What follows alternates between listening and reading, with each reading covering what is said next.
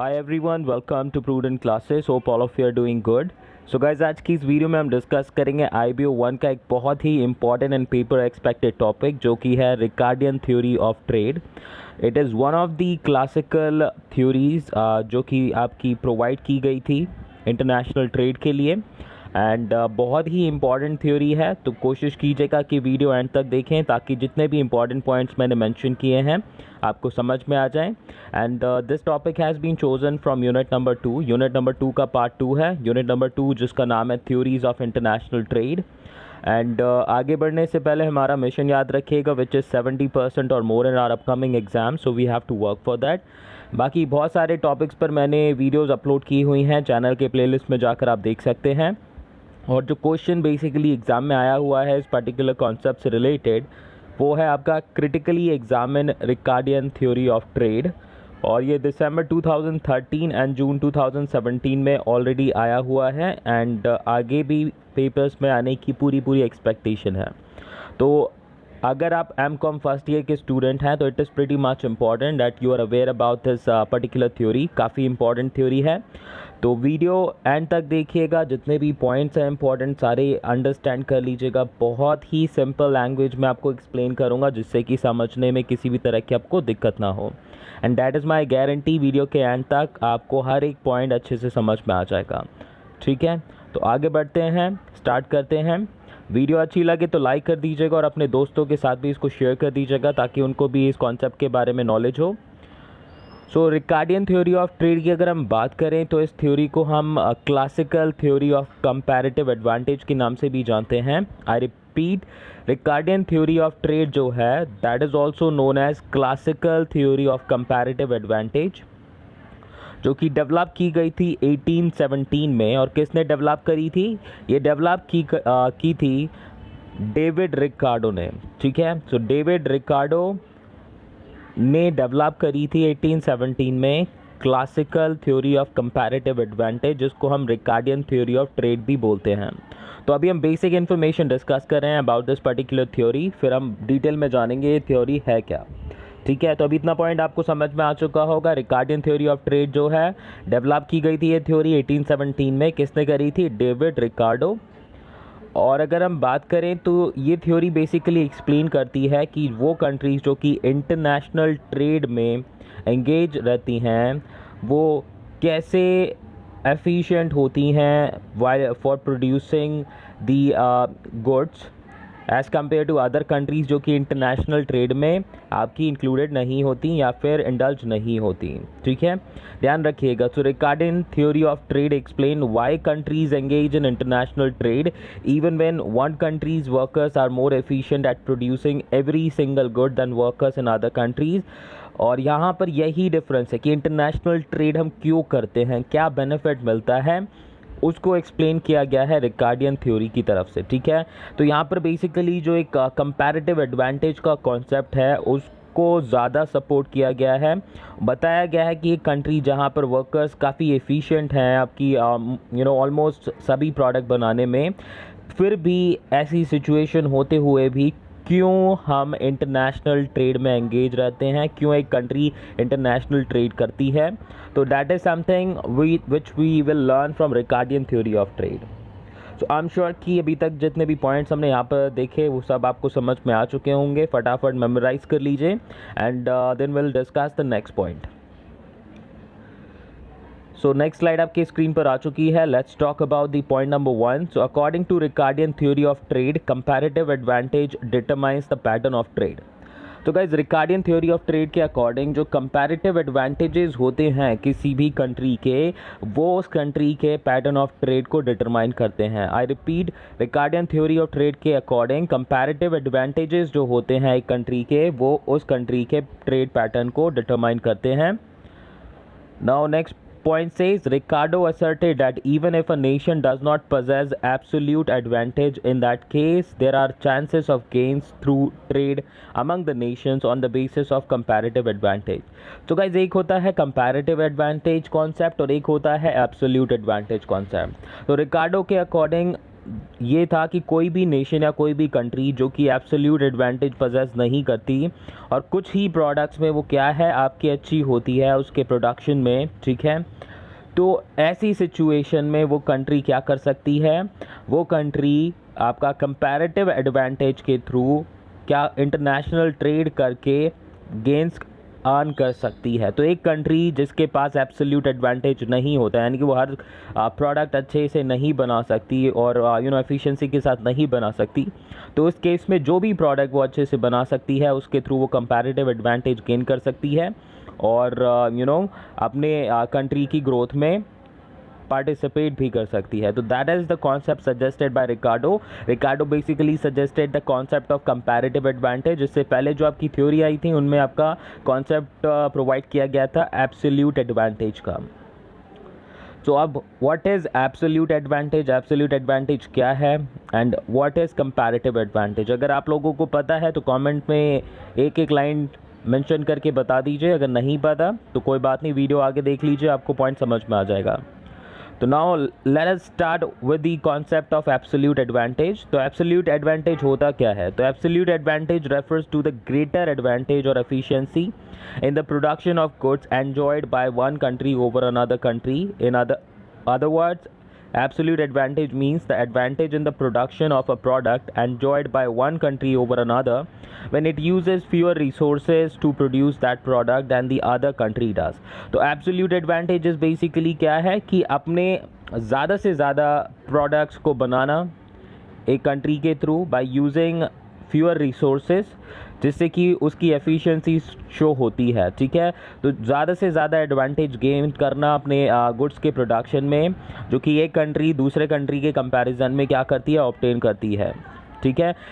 I will give you an example. मान लीजिए दो कंट्रीज़ हैं, एक है इंडिया, दूसरी है चाइना, और चाइना की जो लेबर है वो ज़्यादा एफिशिएंट है एज़ कम्पेयर टू इंडिया, और सेम मटेरियल के साथ में सेम टाइम में चाइना क्या कर रही है, just because the efficiency of the labour is more, China ज़्यादा प्रोडक्शन कर पा रही है एज़ कम्पेयर टू इंडिया। तो उस सिचुएशन में क्या है, चाइना को जो भी प्रोडक्ट्स वो ज़्यादा बनाएगी उसमें एब्सोल्यूट एडवांटेज मिल जाएगा।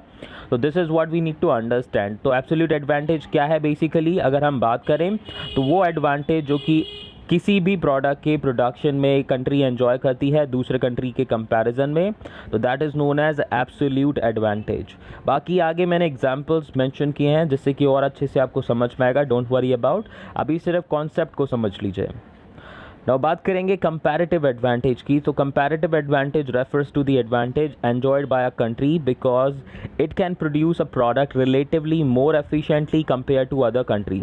तो गाइज बहुत सी कंट्रीज़ ऐसी होती हैं जिसमें कुछ प्रोडक्ट्स वो as compare to other countries बहुत अच्छा बना सकती हैं, और अगर उस प्रोडक्ट के थ्रू वो अगर बेनिफिट रीप करना चाहें तो वो कहलाएगा कंपैरेटिव एडवांटेज।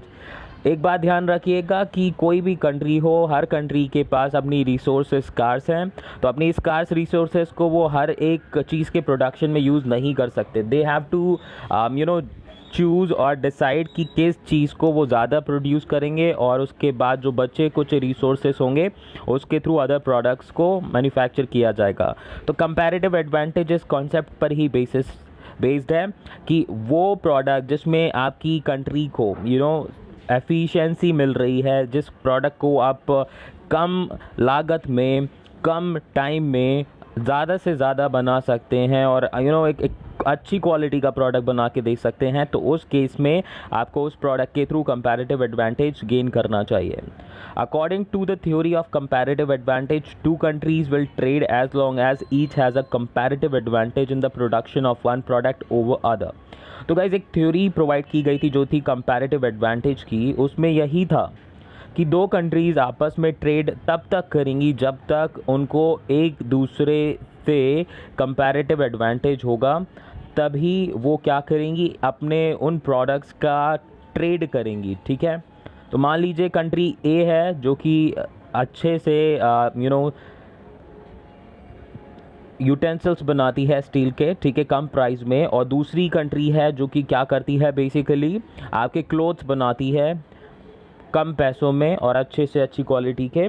तो एज़ कम्पेयर तो यहाँ पर ए और बी जो कंट्रीज़ हैं वो क्या करेंगे, आपस में ट्रेड करेंगी एक दूसरे के प्रोडक्ट के साथ में और एक दूसरे के इस कंपैरेटिव एडवांटेज के थ्रू गेन करेंगी। तो यही कॉन्सेप्ट है बेसिकली कंपैरेटिव एडवांटेज का, जहाँ पर आप कुछ लिमिटेड प्रोडक्ट्स पर फोकस करते हो और एब्सोल्यूट एडवांटेज में आप कंपेयर करते हो अपनी कंट्री को दूसरी कंट्री के साथ में, और यहाँ पर हम ओवरऑल जितने भी प्रोडक्ट्स होते हैं उनसे कंपैरिजन कर रहे होते हैं। ठीक है, तो I am sure absolute advantage and comparative advantage का कॉन्सेप्ट आपको समझ में आ चुका होगा। Now let's talk about the next point. So next point in the Ricardian theory of trade says, according to Ricardian theory of trade, a country in comparison to producing all the goods is better off by. तो Ricardian theory के according यही है कि एक country सभी products बनाने से अच्छा है कि कुछ प्रोडक्ट्स बनाए जिसमें उसको क्या हो, कंपैरेटिव एडवांटेज हो। तो point number 1 in that says producing more of the goods which it can produce relatively cheaper and exporting part of them. तो यहाँ पर क्या करना है कंट्री को, अपने कुछ जो गुड्स हैं जिनको वो एफिशिएंटली प्रोड्यूस कर सकती है कंट्री में, ठीक है, उनको ज़्यादा से ज़्यादा क्या करना है, प्रोड्यूस करना है। और इससे क्या होगा, जब आप लार्ज स्केल पर उन गुड्स को प्रोड्यूस करोगे तो वो आपको चीप पड़ेंगी, यानी कि कम पैसों में आपकी बन जाएंगी गुड्स। और जितना आपको यूटिलाइज़ करना है अपनी डोमेस्टिक इकोनॉमी में यूज़ दैम, और जितना भी आपका एक्स्ट्रा प्रोडक्शन होगा आप उनको एक्सपोर्ट करके रेवेन्यू जनरेट कर सकते हैं। ठीक है, तो रिकार्डियन थ्योरी ऑफ ट्रेड के अकॉर्डिंग यही था कि आपको कंपैरेटिव एडवांटेज जिस भी प्रोडक्ट में है उस पर आप क्या करेंगे, ज़्यादा से ज़्यादा प्रोडक्शन करेंगे जिससे कि वो प्रोडक्ट आपको चीप पड़ेगा, यानी कि कम से कम पैसों में पड़ेगा, और उसका जो भी एक्स्ट्रा प्रोडक्शन आप क्या कर सकते हैं, एक्सपोर्ट कर सकते हैं, and you can earn benefit from them. Now the second point in that is producing less or possibly none of the goods which it cannot produce relatively cheaper compared to the other nations and importing them. तो guys पहला point तो ये था उन products को ज़्यादा से ज़्यादा बनाना जो कि रिलेटिवली चीपर हम बना सकते हैं और उनको एक्सपोर्ट करना। नाउ सेकंड पॉइंट जो रिकार्डियन थ्योरी ऑफ ट्रेड में है कि एक कंट्री को वो प्रोडक्ट्स कम से कम बनाने चाहिए और अगर हो सके बिल्कुल नहीं बनाने चाहिए जिनको वो आपका एक प्रॉपर कम से कम प्राइस में as compare to other countries नहीं बना सके। और अगर ऐसा होता है तो उस केस में क्या करना चाहिए, उसे दूसरी कंट्री से इंपोर्ट करा लेना चाहिए। इससे वो प्रोडक्ट क्या पड़ेगा, उसको चीप पड़ेगा और अपने जो रिसोर्सेज हैं, स्कैर्स रिसोर्सेज, उसका यूटिलाइजेशन उन प्रोडक्ट्स को मैन्युफैक्चर करने में कर दिया जा सकता है, जिसके थ्रू आप क्या कर सकते हैं, रेवेन्यू जनरेट कर सकते हैं।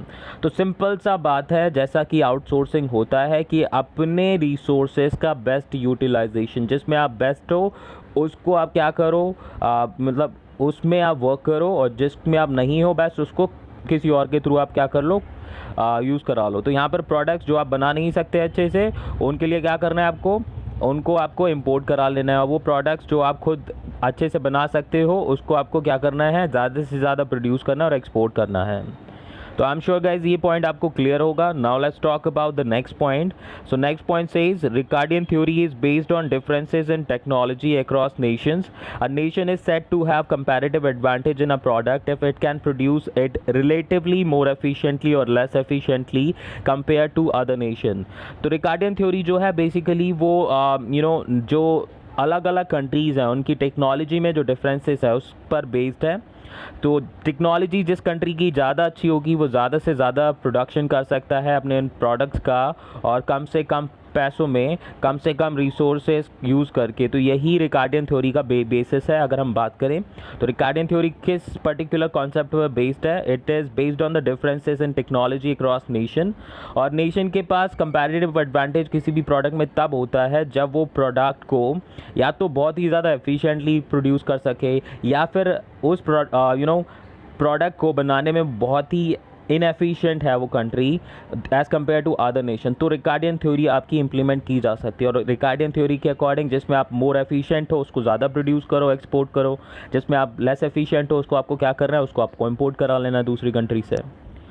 ठीक है, तो आई एम श्योर कि इतना कॉन्सेप्ट आपको क्लियर होगा। Now let's proceed to the next point. Now अब हम एक एग्जाम्पल के थ्रू इस पर्टिकुलर थ्योरी को अंडरस्टैंड करेंगे। बहुत ही बेसिक एग्जाम्पल मैंने यहाँ पर आपका इंक्लूड किया है। ठीक है, तो लेट्स टॉक अबाउट। तो मान लेते हैं there are 2 countries in the world, India and Japan. तो 2 हमारी कंट्रीज़ है जिनका हम एग्जांपल लेके आगे डिस्कस करेंगे रिकार्डियन थ्योरी को। 2 कंट्रीज़ हैं, इंडिया एंड जापान। दोनों 2 गुड्स प्रोड्यूस कर रही हैं, क्रिकेट बैट्स एंड फुटबॉल। दो कंट्रीज़ हैं, दो प्रोडक्ट्स हैं जो कि बनाए जा रहे हैं, cricket bats and football.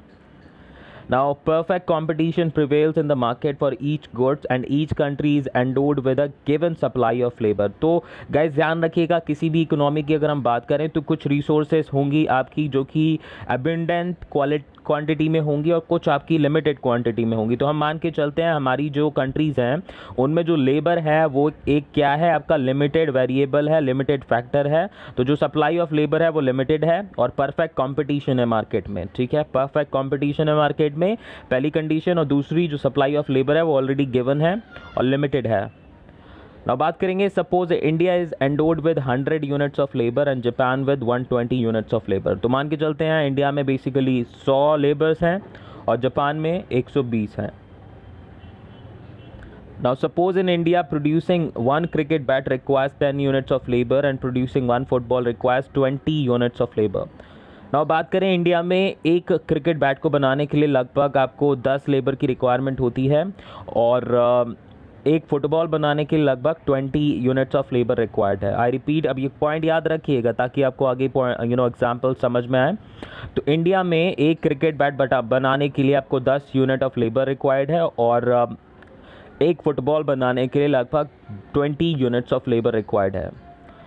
Now next point says similarly in Japan producing one cricket bat requires 15 units of labor and producing one football requires 60 units of labor। और जापान में इंडिया के कंपैरिजन की अगर बात करें तो दोनों ही प्रोडक्ट बनाने में ज़्यादा यूनिट्स ऑफ लेबर लग रही है। वन क्रिकेट बैट के लिए 15 units of labour and one football के लिए 60 यूनिट्स ऑफ लेबर। ठीक है, तो आई एम श्योर कि पॉइंट आपको ध्यान रहेंगे। इंडिया में एक क्रिकेट बैट बनाने के लिए 10 यूनिट्स ऑफ लेबर है और एक फुटबॉल के लिए 20 यूनिट्स ऑफ लेबर है। जापान में एक बैट बनाने के लिए 15 यूनिट्स ऑफ लेबर है और एक फुटबॉल बनाने के लिए 60 यूनिट्स ऑफ लेबर है। ठीक है, तो अब बढ़ते हैं अपने नेक्स्ट पॉइंट पर। नाउ अब ये आ गया हमारा फाइनल डायग्राम कि क्या क्या पॉसिबिलिटीज़ हो सकती हैं दोनों कंट्रीज़ में प्रोडक्शन की। तो इंडिया या तो आपका हो सकता है 10 क्रिकेट बैट्स बना ले अपने सभी यूनिट्स ऑफ लेबर को यूज़ करके, या फिर 5 फुटबॉल बना ले सभी यूनिट्स ऑफ लेबर को यूज़ करके। ठीक है, तो जो रेशियो है एक्सचेंज रेशियो वो 2:1 का हो जाएगा। ठीक है, तो यहाँ पर कॉम्प्रोमाइज़ चलेगा। अगर आपको एक बैट बनाना है, ठीक है, तो 10 यूनिट्स ऑफ लेबर यूज़ होंगी। एक फुटबॉल बनानी है तो 20, तो 2:1 यहाँ पर हो गया। ना जापान की बात करें तो जापान में मैक्सिमम आपके या तो 8 क्रिकेट बैट्स बना सकते हो by using 120 units of labour, या फिर 2 फुटबॉल्स बना सकते हो। और जापान में अगर एक्सचेंज रेशियो देखें क्रिकेट बैट्स और फुटबॉल का तो वो है 4:1। ओके, तो आई एम श्योर कि ये पॉइंट क्लियर होगा। Now let's discuss the next point. So according to the above table, India has absolute advantage in producing both the goods, cricket bats and football। अब सबसे पहला concept जो हमने discuss करा था एब्सोल्यूट एडवांटेज का, उसको देखते हैं। तो इंडिया में दोनों ही चीज़ आप कम लेबर यूनिट्स यूज़ करके बना सकते हो, क्रिकेट बैट्स भी फुटबॉल भी। तो इंडिया चाहे तो दोनों ही प्रोडक्ट को खुद बना सकता है और एडवांटेज गेन कर सकता है, एब्सोल्यूट एडवांटेज। यहाँ तक बात है एब्सोल्यूट एडवांटेज की। ठीक है, but if we analyze the data carefully we will find that India has a comparative advantage in producing footballs and Japan has comparative advantage in producing cricket bats। तो guys एक football के लिए India अगर produce करता है तो Japan की तरफ से 4 क्रिकेट बैट्स मिल सकते हैं, लेकिन इंडिया में अगर हम प्रोड्यूस करेंगे तो एक फुटबॉल पर आप 2 क्रिकेट बैट्स ऑब्टेन कर सकते हो। तो अगर इस तरीके से हम डेटा एनालाइज करें तो इंडिया को फुटबॉल बनाने में कंपैरेटिव एडवांटेज है, दोनों प्रोडक्ट बनाने में एब्सोल्यूट एडवांटेज है। बट अगर हम फुटबॉल की बात करें तो अगर जापान से ट्रेड कर लिया जाए तो एक फुटबॉल के लिए आपको 4 बैट्स मिलेंगे। इंडिया अगर खुद प्रोड्यूस करेगा तो एक फुटबॉल पे 2 क्रिकेट बैट्स बनेंगे। तो आप खुद बताइए 4 ज़्यादा हैं या 2 ज़्यादा हैं? तो ये होता है कंपैरेटिव एडवांटेज। तो अब इंडिया को क्या करना चाहिए? इंडिया को फुटबॉल बनाने पर, फुटबॉल के प्रोडक्शन पर फोकस करना चाहिए। रिकार्डियन थ्योरी यही कहती है। अब जापान के पास क्या है? कंपैरेटिव एडवांटेज है बैट्स बनाने में, क्योंकि फुटबॉल बनाने में तो उसको लॉस है, लेकिन बैट्स बनाएगी तो उसमें फ़ायदा है उसको एक्चुअली। ठीक है, एज़ कम्पेयर टू इंडिया दोनों में से किसी भी प्रोडक्ट के लिए उसको बेनिफिट नहीं है। लेकिन अगर हम बात करें वहाँ उस कंट्री के क्रिकेट बैट्स एंड फुटबॉल के प्रोडक्शन पे तो उसको क्रिकेट बैट्स बनाने पर फ़ायदा है। तो जापान का कंपैरेटिव एडवांटेज है क्रिकेट बैट्स पर और इंडिया का कंपैरेटिव एडवांटेज है फुटबॉल पर। Now next point says it is so because labor in India is relatively more productive or efficient in the football sector। तो सिंपल सी बात है, फुटबॉल सेक्टर में हमारी जो कंट्री की लेबर है वो ज़्यादा एफिशिएंट है इस एग्जाम्पल में, इसीलिए रिकार्डियन थ्योरी के अकॉर्डिंग इंडिया को क्या करना है, फुटबॉल का प्रोडक्शन ज़्यादा करना है और एक्सपोर्ट करना है। Now Japan is less efficient in producing both the goods, it is relatively less so in producing the cricket bats. ये ऑलरेडी हमने डिस्कस कर लिया है point. Now as per Ricardian theory of trade, India will specialize in football and export them to Japan, and on the other hand it will import cricket bats from Japan। तो अब Ricardian theory of trade के according क्या होगा, India football ज़्यादा से ज़्यादा produce करेगा, उसको एक्सपोर्ट करेगा जापान को, और जापान से क्या कराएगा, क्रिकेट बैट्स इंपोर्ट करा लेगा। नाउ जापान स्पेशलाइज करेगा क्रिकेट बैट्स में on the other hand, export करेगा उसको इंडिया को, और on the other hand India से वो क्या कराएगा, फुटबॉल को इंपोर्ट कराएगा। तो this is how Ricardian theory of trade work. तो जिस प्रोडक्ट में आपको कंपैरेटिव एडवांटेज है उसको ज़्यादा प्रोड्यूस कीजिए, एक्सपोर्ट कीजिए, और जिसमें आपको कंपैरेटिव एडवांटेज कम है, ठीक है, तो उसको आप क्या कर लीजिए, इंपोर्ट करा लीजिए किसी कंट्री से जिसके थ्रू आपको क्या हो, आपका कंपैरेटिव एडवांटेज मिल पाए। तो आई एम श्योर कि इतना डिस्कशन जो हमने किया वो आपको क्लियर होगा। अभी और भी पॉइंट्स आगे डिस्कस करते हैं, लेट्स प्रोसीड फर्दर। तो गाइस अब नाउ डायग्राम देखेंगे, तो यहाँ पर जो प्रोडक्शन है दोनों कंट्रीज़ के उनको देख लेते हैं। तो अब क्या पॉसिबिलिटीज़ हो गई हमारे पास प्रोडक्शन की, नाउ लेट्स टॉक अबाउट। तो इंडिया में अब क्या किया जाएगा, Ricardian theory of trade apply करने के बाद में 5 फुटबॉल प्रोड्यूस की जाएंगी। तो टोटल प्रोडक्शन कितना होगा इंडिया का, 5 यूनिट्स ऑफ फुटबॉल, जापान का होगा 8 units of cricket bat. Total जो यूनिट्स हैं दोनों कंट्री की मिला के वो हो गई 13, ठीक है, क्रिकेट बैट्स प्लस फुटबॉल। और ये है आपका बेस्ट पॉसिबल कॉम्बिनेशन, इसके थ्रू दोनों कंट्री क्या कर सकती हैं, आपका एडवांटेज अर्न कर सकती हैं। नाउ चलिए बात करेंगे एप्लीकेशन की रिकार्डियन थ्योरी की, ठीक है। तो अब हम एक डायग्राम और डिस्कस करेंगे।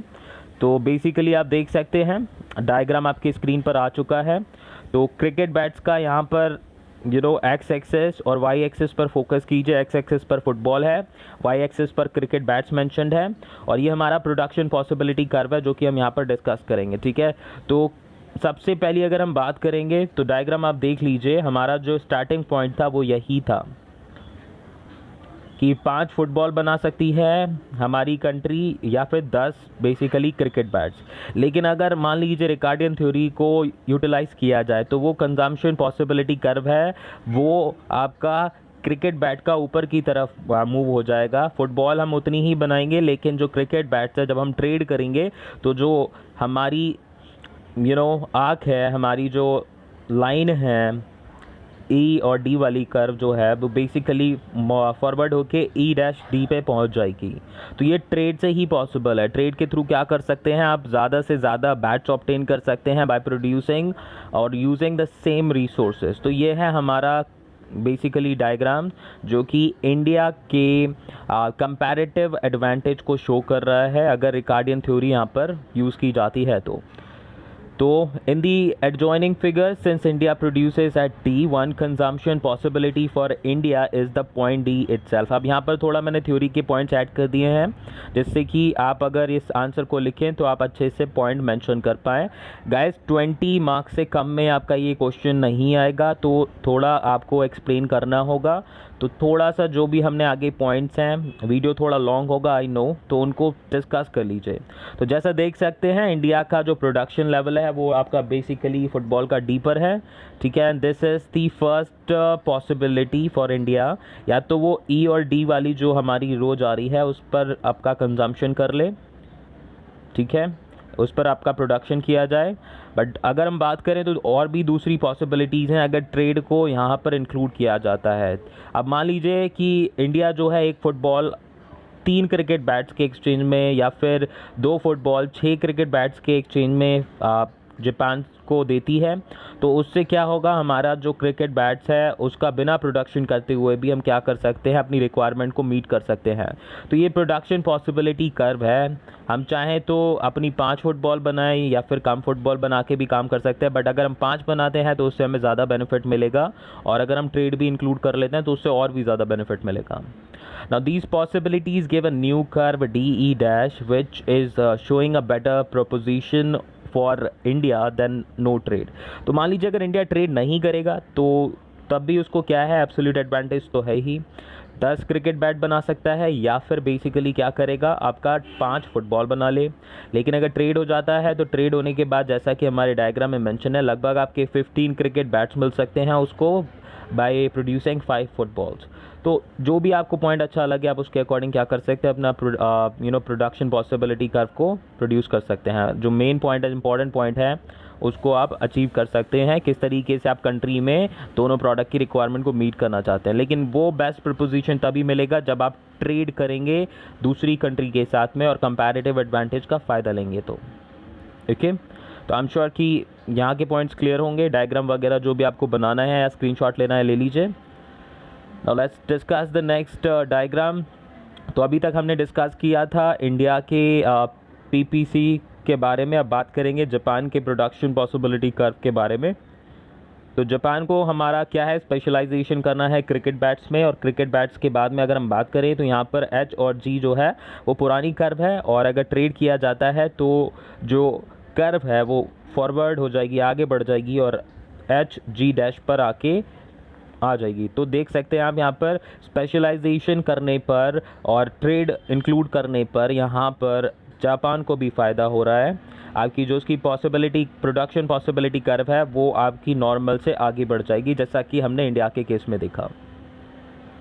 So in the adjoining figure, since Japan produces at H, one consumption possibility for Japan is the point H itself। ठीक है, तो सबसे पहला जो प्रोडक्शन पॉसिबिलिटी है जापान के लिए वो पॉइंट H पर है, यानी कि 8 क्रिकेट बैट्स वो प्रोड्यूस करें। इसके अलावा जैसा कि इंडिया में हमने देखा, जापान के पास भी मल्टीपल और पॉसिबिलिटीज़ हैं। हो सकता है वो आपकी 8 क्रिकेट बैट की जगह वो 3 क्रिकेट बैट इंडिया को दे दे और 1 फुटबॉल ले ले, ठीक है, या फिर 6 क्रिकेट बैट दे दे तो 2 फुटबॉल ले ले। तो जैसा भी कंपैरिजन है वैसे किया जा सकता है। और इसके साथ ही जो नई कंजम्पशन पॉसिबिलिटी कर्व होगी जापान की, वो जी एच से मूव होकर जी डैश एच तक पहुंच जाएगी। ओके, तो ये है रिकार्डियन कंपैरेटिव थ्योरी का बेनिफिट, जिसके थ्रू आपका मेंशन्ड है कि कंपैरेटिव एडवांटेज को आपको यूटिलाइज करना है, और उसके थ्रू आपको क्या करना है, इंटरनेशनल ट्रेड के थ्रू ज़्यादा से ज़्यादा बेनिफिट रीप करना है। पहले आप देख लीजिए, अगर मान लीजिए 6 बैट देकर अगर 2 फुटबॉल मिल रही है जापान को, तो 2 फुटबॉल भी मिल गई और 2 बैट्स भी हो गए। अगर हम पहले की प्रोडक्शन देखें, अगर पॉसिबिलिटी देखें, तो जापान या तो 8 क्रिकेट बैट बना सकता है या 2 फुटबॉल। अब यहाँ पर उसको 2 फुटबॉल भी मिल जाएंगे अगर ट्रेड करता है वो, तो और साथ में 2 क्रिकेट बैट्स भी हो जाएंगे। तो देख लीजिए बेनिफिट हो रहा है हर चीज़ में। ठीक है, तो आई एम श्योर कि जितने पॉइंट्स थे वो यहाँ पर आपको क्लियर होंगे। Now let's proceed to our next point. तो अब बात करेंगे कि क्या क्या क्रिटिसिज्म मिले हैं रिकार्डियन थ्योरी ऑफ ट्रेड को। देख लीजिए, एवरी कॉइन हैज़ 2 एस्पेक्ट। जितना बेनिफिट है इस थ्योरी के थ्रू, उतने ही यहाँ पर आपके नेगेटिव पॉइंट्स भी हैं इस थ्योरी के लिए।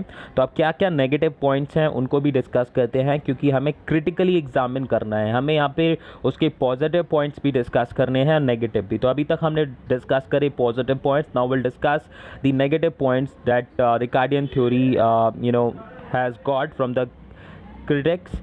क्रिटिक्स के थ्रू जो पॉइंट्स हैं नाउ डिस्कस करते हैं। तो सबसे पहली अगर हम बात करें तो सबसे पहला पॉइंट ये है कि जो रिकार्डियन थ्योरी ऑफ ट्रेड है या फिर जो कंपैरेटिव एडवांटेज थ्योरी है, ये बेसिकली वन साइडेड अप्रोच को शो करती है, जो कि सप्लाई साइड अप्रोच है ट्रेड की। ठीक है, तो ये सबसे पहला डाउनफॉल है इस पर्टिकुलर थ्योरी का। तो रिकार्डियन थ्योरी ऑफ ट्रेड जो है वो क्या करती है, it shows one sided approach. It shows one sided approach, और वो है basically supply side approach of the trade. जो डिमांड साइड होती है ट्रेड की, उसको ये शो नहीं करता, जिसकी वजह से ये एक सक्सेसफुल या फिर एक बेस्ट थ्योरी में काउंट नहीं किया जाता। ओके तो ध्यान रखिएगा, जो रिकार्डियन थ्योरी ऑफ ट्रेड है that shows one sided approach which is the supply side approach of the trade. This is the first and the foremost shortcomings of the Ricardian theory of trade. Now the second point says most of the assumptions of this theory are extremes and far away from reality which are mentioned below. तो guys बहुत सारी assumptions हैं जो कि Ricardian theory of trade को use करते time पर आपको माननी पड़ती हैं, और वो assumptions क्या हैं, बहुत ही एक्सट्रीम है और रियलिटी में ऐसी assumptions फुलफिल नहीं होती। ठीक है, तो ध्यान रखिएगा, इसकी वजह से भी क्या है, रिकार्डियन थ्योरी बहुत क्रिटिसाइज होती है, क्योंकि जो अजम्पशंस हैं वो एक्सट्रीम नेचर के हैं और रियलिटी से काफ़ी दूर हैं। मतलब रियलिटी बेसिकली आपकी रियलिटी में वो अजम्पशंस आपकी पॉसिबल ही नहीं हो सकती। That is why Ricardian theory is criticised by the critics. Now, point number 1 in that says production is not always subject to constant return to scale। और माना जाता है, assumption हम यही लेके चलते हैं रिकार्डियन थ्योरी में कि जो प्रोडक्शन होगा वो constant return to scale follow करेगा, लेकिन जो प्रोडक्शन रियलिटी में होता है वो हमेशा constant return to scale पर नहीं होता। जो एक्चुअल कॉस्ट कंडीशन है वो आपके अलग अलग हो सकती हैं, अलग अलग कंट्रीज़ के लिए, अलग अलग सिचुएशन के लिए। तो sometimes a country can get increasing returns to scale और डिमिनिशिंग रिटर्न टू स्केल। आप लोगों ने इकोनॉमिक्स के जो स्टूडेंट्स होंगे उन्होंने पढ़ा होगा increasing return to scale, diminishing return to scale and constant return to scale के कॉन्सेप्ट के बारे में। तो जो प्रोडक्शन है वो तीनों रियल लाइफ में हमारे तीनों में से कोई भी कंडीशन शो कर सकता है depending upon the cost condition. तो ये जो पहली अजम्पशन है कि प्रोडक्शन हमेशा कांस्टेंट रिटर्न टू स्केल होगा, ये आपकी ऑलवेज पॉसिबल नहीं है, और इस वजह से भी क्या है, रिकार्डियन थ्योरी एक सक्सेसफुल थ्योरी में काउंट नहीं होती। जो एक्चुअल कॉस्ट कंडीशन है किसी कंट्री के लिए, या तो वो इंक्रीजिंग रिटर्न टू स्केल में हो सकते हैं या फिर डिमिनिशिंग रिटर्न टू स्केल में भी हो सकते हैं। Now the next point says the assumption of no transport cost is unrealistic। तो रिकार्डियन थ्योरी ऑफ ट्रेड में एक बेसिकली assumption है कि जो ट्रांसपोर्ट कॉस्ट है वो ज़ीरो होगी, तभी आपका क्या होगा, इंटरनेशनल ट्रेड के थ्रू फ़ायदा होगा। लेकिन रियलिटी में ऐसा होता नहीं है, ट्रांसपोर्टेशन कॉस्ट तो लगती है, and if you are doing international trade तो ट्रांसपोर्टेशन कॉस्ट तो ज़्यादा हो जाती है। So the transport cost may offset the comparative advantage a nation enjoys and invalidate the theory। Guys मान लीजिए कि किसी कंट्री के थ्रू आपको क्या करना है, एक प्रोडक्ट बनाना है जिसमें उस कंट्री को कंपैरेटिव एडवांटेज मिल रहा है, और आप भी अगर उसको परचेज़ करोगे तो आपको कंपैरेटिव एडवांटेज मिलेगा। लेकिन अगर उस प्रोडक्ट को मंगाने के लिए आपकी ट्रांसपोर्टेशन कॉस्ट ज़्यादा होगी तो जो भी बेनिफिट आप ऑब्टेन करना चाहेंगे कंपैरेटिव एडवांटेज के थ्रू वो क्या हो जाएगा, ख़त्म हो जाएगा, और जो ये थ्योरी है रिकार्डियन थ्योरी उसका कोई भी मीनिंग नहीं रह जाएगा। तो ध्यान रखिएगा कि जो नो ट्रांसपोर्ट कॉस्ट की थ्योरी या फिर अजम्पशन मानी गई है इस पर्टिकुलर थ्योरी में, रिकार्डियन थ्योरी में, वो बेसिकली क्या है, अनरियलिस्टिक है। नॉर्मल लाइफ में, प्रैक्टिकल सिचुएशन में आपका पॉसिबल ही नहीं है, और ज़्यादा ट्रांसपोर्टेशन कॉस्ट की वजह से जो आपका एडवांटेज मिलने वाला होता है कंपैरेटिव, वो आपका नहीं मिल पाता आपको। Now the next point says the assumption of full employment is unrealistic। Nearly all countries produce output at less than full employment level। तो एक और assumption जो कि रिकार्डियन थ्योरी ऑफ ट्रेड में मानी जाती है वो है कि सारी कंट्रीज़ जो भी होंगी वो फुल एम्प्लॉयमेंट लेवल पर वर्क करेंगी, लेकिन रियल लाइफ में again the situation never happen. Unemployment होता है हर कंट्री में, और कोई भी कंट्री अपने प्रोडक्शन को या अपने आउटपुट को प्रोड्यूस फुल एम्प्लॉयमेंट लेवल पर नहीं करती है। तो इस वजह से भी जो क्रिटिक्स हैं क्रिटिसाइज़ करते हैं किसको, रिकार्डियन थ्योरी ऑफ ट्रेड को। Now the next point says the assumption of perfect competition is far from perfect। Presence of trade unions, minimum wage laws, quotas, etc. come in way of free pricing of factors of production। Even in product market, monopolistic competition and oligopoly are more realistic situations। तो guys एक assumption और है जो कि Ricardian theory of trade में मानी जाती है, वो है परफेक्ट कंपटीशन की। लेकिन रियल लाइफ में परफेक्ट कंपटीशन भी आपका हमेशा अवेलेबल नहीं होता। बहुत सी सिचुएशन में आपका मोनोपोलिस्टिक कंपटीशन होता है, बहुत सी केसेस में ओलिगोपोली होती है। कभी कभी तो मोनोपोली भी हो जाती है बेसिकली, ठीक है। तो ध्यान रखिएगा इस चीज़ का। इसके अलावा जो ट्रेड यूनियंस होती हैं, मिनिमम वेजेस लॉस जो होते हैं कंट्रीज़ में, कोटाज होते हैं कई तरह के जो कि गवर्नमेंट इम्प्लीमेंट करती है, तो ये भी बेसिकली जो फैक्टर्स ऑफ प्रोडक्शन है उसके प्राइसिंग को डिसाइड करने में काफ़ी ज़्यादा बैरियर्स क्रिएट करते हैं। तो ध्यान रखिए, परफेक्ट कंपटीशन जो हम अजम्पशन लेके चलते हैं वो हमेशा अवेलेबल नहीं होता, जिसकी वजह से भी ये जो थ्योरी है उसको इम्प्लीमेंट इजीली नहीं किया जा सकता। ओके तो फटाफट ये पॉइंट्स को अगर नोट डाउन करना है कर लीजिए, बाकी के कुछ पॉइंट्स और बचे हैं, then will close this particular discussion. So now बढ़ते हैं नेक्स्ट पॉइंट पर, and it says the assumption of free trade between countries is also far from reality. There are all sorts of man made barriers such as custom duties, exchange restrictions, quotas etcetera which prevent free trade. तो guys एक और assumption है Ricardian theory of trade में, जो कि है कि जो कंट्रीज आपस में ट्रेड करेंगी उनके बीच में फ्री ट्रेड होगा। ओके अजम्पशन क्या है कि कंट्रीज़ के बीच में फ्री ट्रेड होगा, लेकिन रियलिटी में अगर हम बात करें तो फ्री ट्रेड आजकल किसी भी कंट्री के साथ नहीं होता। कई सारे बैरियर्स क्रिएट किए जाते हैं कंट्रीज़ के थ्रू, जैसे कि कस्टम ड्यूटीज़ पुट की जाती हैं, आपके एक्सचेंज रिस्ट्रिक्शंस होते हैं कि जो आप करेंसी है उनको एक्सचेंज करेंगे तो उस पर भी आपको क्या टैक्स पे करना पड़ेगा, कुछ अमाउंट पे करना पड़ेगा। कई तरह के कोटाज होते हैं, चाहे वो क्वान्टिटेटिव हो, क्वालिटेटिव रिस्ट्रिक्शंस हो, ये बहुत सी कंट्रीज़ आपका पुट करती हैं। तो इससे जो फ्री ट्रेड है वो काफ़ी इम्पैक्ट होता है, और अगर फ्री ट्रेड इम्पैक्ट होगा, फ्री ट्रेड अवेलेबल नहीं होगा, तो रिकार्डियन थ्योरी ऑफ ट्रेड को इम्प्लीमेंट नहीं किया जा सकता, ठीक है। जो कंपैरेटिव एडवांटेज एक कंट्री रीप करना चाहेगी वो नहीं ले पाएगी। आई एम श्योर कि ये पॉइंट भी क्लियर होगा। नाउ लास्ट, और you can say the conclusion of this particular video. So in spite of all the above criticism, the Ricardian theory of trade offers a sound principle of trade. It is the classical theory which asserted that a country benefits from international trade by specializing in exporting the product that has comparative advantage in. तो guys कितने भी आपके criticism हो इस particular theory के, लेकिन ये एक ऐसी classical theory रही है जिसने international trade को support किया है और बताया कि international trade और किसी भी प्रोडक्ट में जिसमें आपको कंपैरेटिव एडवांटेज है, अगर उसमें एक कंट्री स्पेशलाइज हो जाती है और अपने एक्स्ट्रा प्रोडक्शन को एक्सपोर्ट करती है, तो इसके थ्रू वो क्या कर सकती है, बेनिफिट ऑब्टेन कर सकती है। सबसे पहली और सबसे अच्छी थ्योरी यही है जिसने बेसिकली जो ट्रेड प्रिंसिपल हैं, साउंड ट्रेड प्रिंसिपल हैं, उनको प्रोवाइड किया है, इंटरनेशनल ट्रेड को सपोर्ट किया है। तो कितने भी शॉर्ट कमिंग्स हैं, कितने भी अजम्पशंस हैं जो कि रियलिटी में आपकी पॉसिबल नहीं है, लेकिन रिकार्डियन थ्योरी ऑफ ट्रेड है। आप याद रखिए, it's one of the best classical theories जिसने इंटरनेशनल ट्रेड के बेनिफिट को और ट्रेड के साउंड प्रिंसिपल्स को ऑफर किया है, और एक कंट्री को उसके कंपैरेटिव एडवांटेज के थ्रू कैसे बेनिफिट ऑब्टेन किया जाए उसके बारे में बताया है। तो it is one of the most important theory, classical theory if I talk about. तो आई एम श्योर कि जितने भी पॉइंट्स हैं आपको अच्छे से समझ में आए होंगे। किसी भी पॉइंट में डाउट हो तो वीडियो एक बार देख लीजिएगा। एंड गाइस बहुत मेहनत करिए इस वीडियो को बनाने के लिए, तो अपना कमेंट ज़रूर कीजिएगा, चैनल सब्सक्राइब कर लीजिए जिससे कि फ्यूचर वीडियोस आपको मिलती रहें और भी नए नए टॉपिक्स हम डिस्कस करें, और आप जितना हो सके ज़्यादा से ज़्यादा लर्न करें और लर्न करने के बाद में अच्छे से मार्क्स लेकर आएँ, ठीक है। तो that is what I am expecting. अच्छे मार्क्स लाइए, एग्ज़ाम्स अच्छे से क्लियर कीजिए, सेफ रहिए।